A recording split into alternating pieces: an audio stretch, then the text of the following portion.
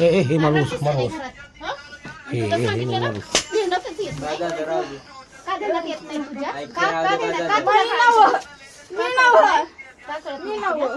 का कळत नाही? मी सांगितलं ना काढलंच. लक्षात राहत नाही लक्षात राहत नाही तसलं. तुला म्हणलं ना पाणी काल पण तसंच सांगितलं. पाणी नको ने खाली बस, जायचं नाही घरात.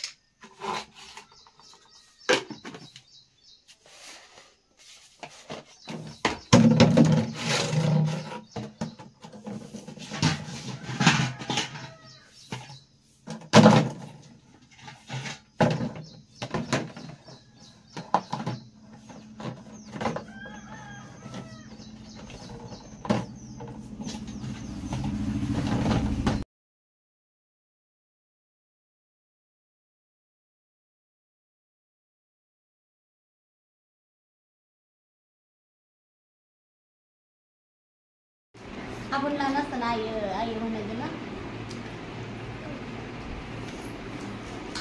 महाराष्ट्रातली सगळ्यात मोठी दुर्दैवी घटना आणि तीही मुख्यमंत्र्यांच्या जिल्ह्यातली, नेमकी काय घटना आहे? आपल्याबरोबर ताई आहेत. ताई, काय सांगाल? नेमकं काय घडलंय तुमच्या बाबतीत? काय सांगाल? रस्त्या ज्या मालकीन आहेत त्या भरपूर अन्याय करत होत्या. तिथे मला पण त्यांनी गोड बोलून नेलेलं, का राहण्यासाठी नेलं आश्रमात. नंतर घरातली कामं वगैरे करायला लावतात, चांगले चुंगले कपडे घाला, खायला बिला देतात, नंतर 4 माणसं बोलवतात.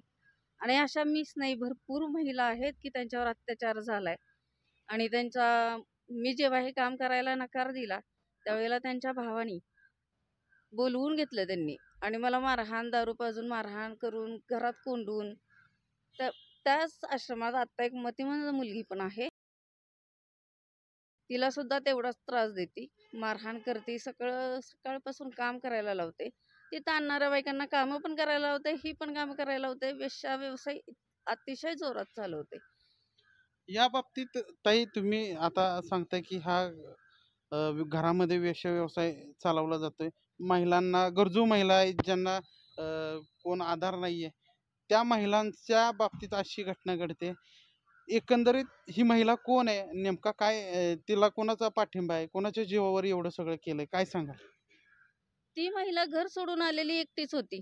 तिला कोणीचा पाठिंबाच नाहीये. तिनं हे रॅकेट चालवतच सगळा पैसा उभा केलाय. आश्रमाच्या नावाखाली सगळीकडे पावत्या फाडणे, त्या पैशाचं सोनं नाणं करणे, गाड्या घेणे, ट्रक घेणे, इमारत बांधणे, छोट्या छोट्या मुलांवरती अत्याचार करणे, पाय दाबायला लावणे, बायकांना सगळी कामं करायला लावणे आणि ती स्वतः फक्त आहे ना छान राज्य जगते, तिचं आयुष्य ती खूप छान जगते, दुसऱ्यांना फक्त अन्याय करायला लावते.